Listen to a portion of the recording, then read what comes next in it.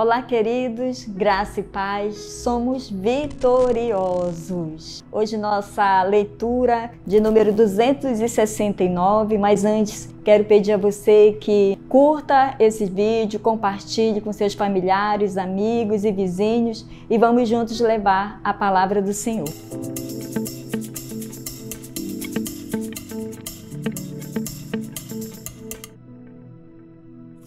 Em Esdras, no capítulo 1, a palavra nos diz que o Senhor despertou Ciro, o rei da Pérsia, para que ele fosse construir um templo, edificar um templo em Jerusalém para o Senhor. E ele chamou o povo, convocou o povo para que ele pudesse falar aquilo que Deus tinha ministrado ao seu coração. E o povo aqui no verso 5, a palavra vai nos dizer: e então se levantaram os chefes dos pais de Judá e Benjamim, e os sacerdotes e os levitas, com todos aqueles cujo espírito Deus despertou, para subirem a edificar a casa do Senhor que está em Jerusalém. Então o povo, Deus tanto despertou o espírito do rei, como também o espírito do povo para a construção, para a edificação do templo em Jerusalém. E a partir desse momento que o povo entra nesse acordo com o rei para edificarem o templo, a casa do Senhor em Jerusalém, eles começam a trazer ofertas voluntariamente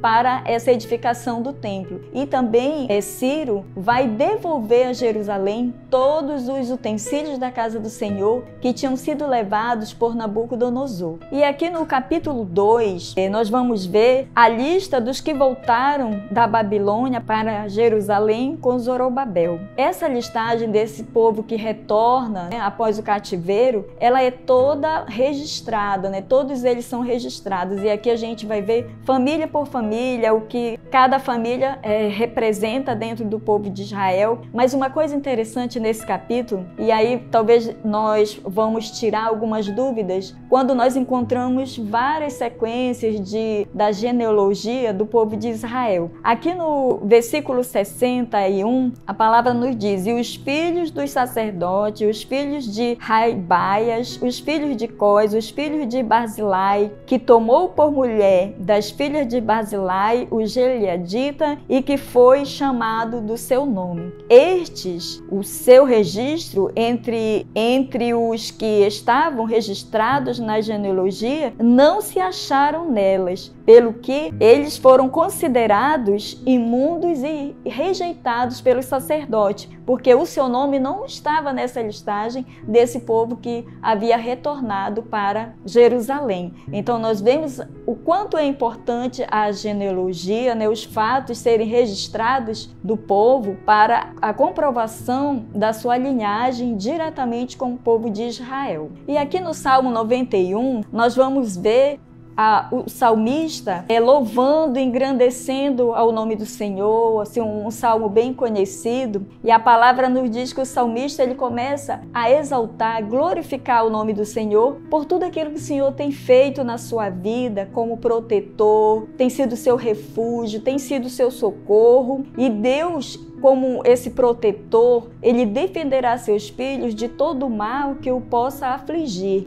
Essa proteção é para todos aqueles que fazem do Senhor o seu refúgio. E nós podemos ver isso aqui no verso 9, a palavra vai nos dizer: porque tu, ó Senhor, és o meu refúgio, o Altíssimo é a tua habitação. Nenhum mal te sucederá, nem praga alguma chegará à tua tenda, porque aos seus anjos dará ordem a teu respeito para te guardarem em todos os seus caminhos. Então nós vemos aqui essa grande proteção, esse grande socorro do Senhor para com aqueles que fazem dele o seu refúgio. E quando nós vamos aqui para 1 João, no capítulo 4, nós vamos ver que o apóstolo João, ele está chamando a atenção dos irmãos, chamando a atenção da igreja sobre os falsos profetas e o que os amados irmãos precisavam discernir se aqueles espíritos eram de Deus ou não. E João os ensina como que eles poderiam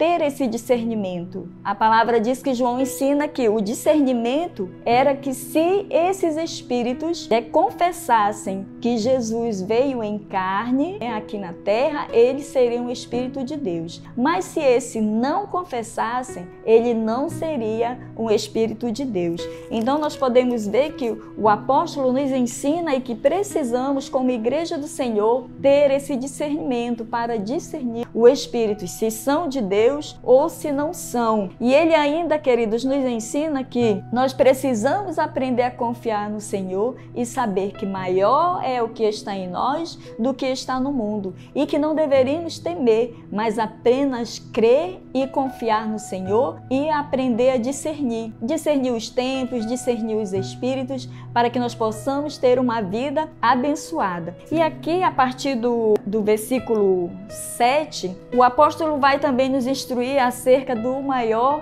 dom, que é o amor, e que devemos amar uns aos outros. Deus é amor, devemos amar a Deus e aos nossos irmãos. Quando lemos aqui no versículo 11, a palavra diz: amados, se Deus assim nos amou, também nós devemos amar uns aos outros. Esse é o nosso dever, o dever de amar uns aos outros, porque quando nós vamos para o versículo, aqui no versículo 20, a palavra nos diz: se alguém diz, eu amo a Deus e aborrece a seu irmão, é mentiroso. Então, para Deus não é suficiente eu dizer que amo a Deus, mas aborreço o meu irmão, pois quem não ama a seu irmão ao qual viu, como poderá amar a Deus a quem não viu? E dele temos este mandamento, que quem ama a Deus, ame também ao seu irmão. Então, graças a Deus que Ele nos amou primeiro e que Ele põe em nós esse amor para que venhamos amar uns aos outros. E que você fique na paz de Cristo, amando o seu próximo, amando a Deus acima de todas as coisas e a seu próximo como a si mesmo.